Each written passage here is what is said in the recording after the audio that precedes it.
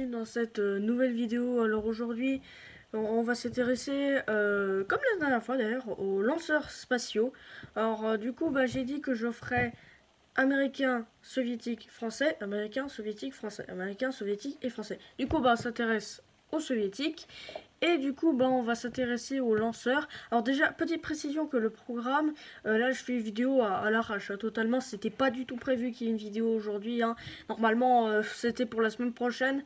Parce que, ah oui, j'ai oublié de vous le dire. Mais les programmes spatiaux, c'est seulement les lundis. C'est pas les autres jours, seulement les lundis. Les lundis après-midi, comme tous les autres jours, c'est toujours les après-midi. Peu importe l'heure, je m'en fous. Alors déjà...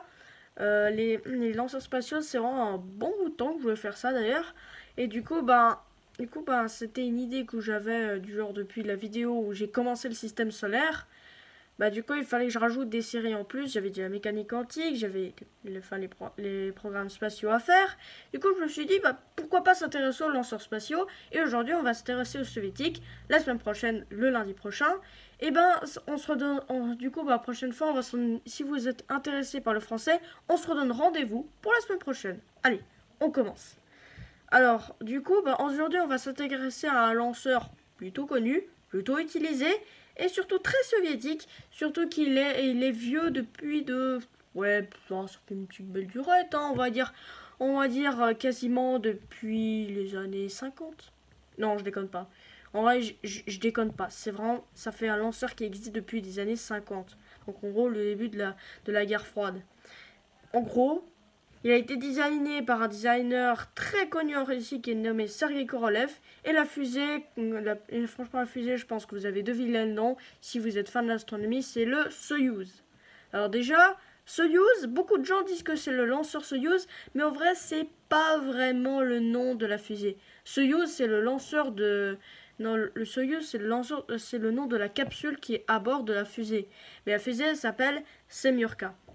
Du coup, j'ai dit qu'elle était designée par Sergei Korolev, mais surtout qu'il y a surtout quelques petits détails qu'on peut remarquer et qui fait que cette fusée, elle est très reconnaissable comparée à toutes les autres fusées. Déjà, le fait que du transport de la fusée, chez les Américains, et je ne sais pas comment fait les autres, en gros, les Américains, ils transportent tout le temps debout. Elle avance sur un petit char, en gros, un petit système mécanique qui le fait rouler jusqu'au pas de tir. Soviétique, c'est pareil, sauf qu'elle est couchée. Elle est couchée comme ça, puis ensuite, après, à la fin, elle est relevée pour ensuite la faire décoller, quoi. D'ailleurs, comme toutes les autres fusées, c'est soviétique, c'est toujours la même chose. Et surtout que lors des découpleurs sur les fusées, il n'y a pas de jupe de protection pour que c'est juste du métal, il n'y a rien qui couvre. Du coup, parce que ça, c'est que la jupe de protection, ça permet que ça évite que l'air frotte un peu trop les parois. Quand l'air frotte les parois de la fusée, ça permet que ça soit plus aérodynamique, quoi. Et du coup, là, sur la fusée Soyouz, et comme toutes les autres fusées Proton et tout ça, il n'y en a pas. Du coup, c'est ce qui permet de la différencier. Et ensuite, après, il y a aussi un autre truc, c'est qu'en gros, les boosters qui sont attachés à la fusée sont des boosters à propergol liquide.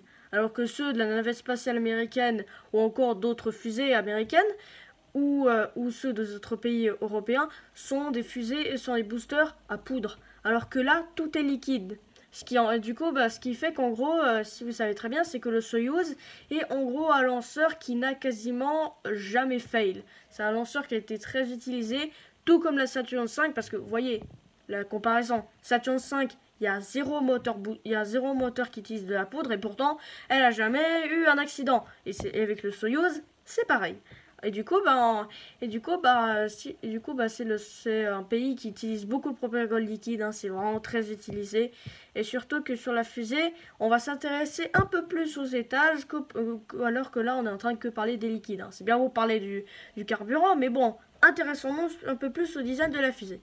Alors déjà, il y a les boosters, qui sont ils sont à feu des formes coniques, comme ça, qui s'attire vers l'intérieur pour que ça ait une forme bien aérodynamique. Et surtout, elle a plusieurs moteurs que je ne connais pas vraiment les noms des moteurs. Et du coup, ensuite, après, on a un étage qui, en gros, les deux premiers étages de la fusée Semyorka ne sont quasiment pas changés Ils sont vraiment pas changés depuis 50 ans. Alors oui, les systèmes électroniques se bien changés, hein, parce que sinon ce serait toujours les mêmes systèmes électroniques. Ça aurait été un petit problème. Et là, franchement, là, je pense que la fusée, elle aurait direct fail, hein. Et du coup, on va s'intéresser aussi aux versions de la fusée Soyuz, mais aussi à la version, aussi de la version du taxi Soyuz. Et du coup, déjà, il y a deux sortes de Soyuz. Déjà, il y a le vaisseau, comme le nom Soyuz, qui permet d'envoyer 3 personnes aujourd'hui à la Station Spatiale Internationale, mais qui, voilà, ne pourra pas déplacer l'orbite basse, à part un seul Soyuz qui s'appelle le programme Zonde. Et du coup, ça a envoyé un Soyuz autour de la Lune, et puis voilà, et ça n'a pas fait grand-chose. Et du coup, avec le Soyuz, ça permet seulement de rester en orbite basse, mais aussi un autre Soyuz qui est nommé Progress, qui sert à ravitailler l'ISS. Et du coup, ça permet aussi de remonter l'orbite de la station, parce que voilà, là, à 400 km, il reste encore un tout petit peu de particules d'air, hein, qui freinent la structure. Au bout de 3 mois, tu perds environ 2 km. Donc franchement, c'est quand même bas, je devrais le dire. Mais quand même, voilà, faut des fois la remonter, parce que sinon, elle crame dans l'atmosphère et tout le monde est mort, et c'est la fin de l'humanité. Bon, en vrai, c'est pas la fin de l'humanité, mais bon, voilà, il y a quand même des trucs qui peuvent tomber, mais bref. Et du coup, avec avec ce progrès, en gros, ça peut remonter l'orbite de la station, voilà, ça peut juste la remonter. Et du coup, ça sert aussi à ravitaillement pour le carburant, outils, habits et tout ça, bref, tout ce qui est pour remettre l'ISS en forme. Et du coup, elle peut aussi envoyer des sondes interplanétaires, notamment également il y a eu un lancement récemment d'un satellite suisse qui s'appelle Keops, et qui en gros a fait et qui a commencé à faire ses analyses dans le cosmos, et qui en gros qui a été lancé, comme vous le savez, par une fusée Soyuz. Du coup, la Russie normalement elle utilise toujours ses sites à Baïkonour pour lancer ses fusées. Mais surtout, voilà, c'est plutôt un site bien éloigné de tout pour lancer les fusées. Donc voilà, c'est plutôt bien. Ensuite, on va s'intéresser aux lanceurs, parce que j'allais y revenir justement. Du coup, on va s'intéresser aux plusieurs lanceurs. En gros, après le réservoir, il y a la coiffe, et ensuite le Soyuz. Et il y a également une tour de sauvetage qui également, je reviens sur le fait que la fusée n'a jamais eu de fail. C'est pas vraiment vrai. Il y en a eu qu'un seul. Un seul.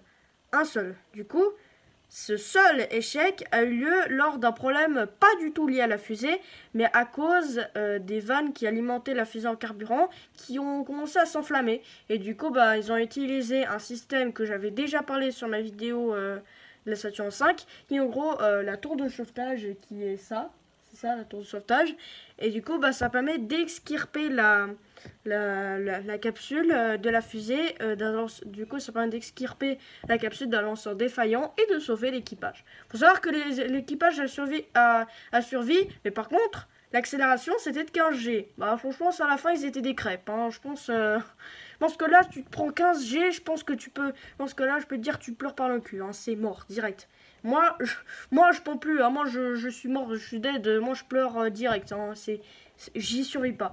Donc en gros, c'est juste pour vous dire que voilà, c'est quand même puissant.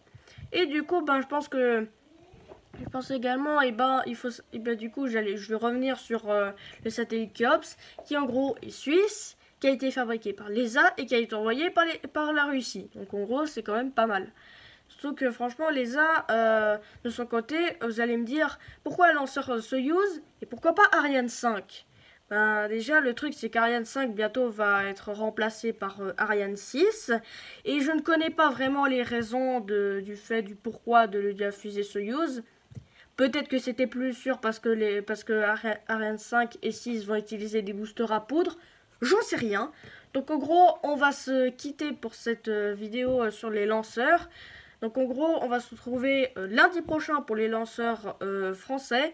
Donc on va s'intéresser à la fusée Véronique, que je vais expliquer demain. Je vais expliquer ce que ce sera la fusée Véronique. Du coup, ce sera pour les programmes normalement, pas demain, mais qu'est-ce que je dis? Demain, c'est le programme spatial soviétique, mais ensuite, je vais parler du programme français la semaine prochaine, mercredi prochain. Je vais parler du programme français. Et demain, attendez-vous à du lourd pour le programme soviétique et on va revenir également sur le sens Soyouz, mais aussi sur la fusée Proton. Sur ce, n'oubliez pas, soyez guidés et cherchez la vérité.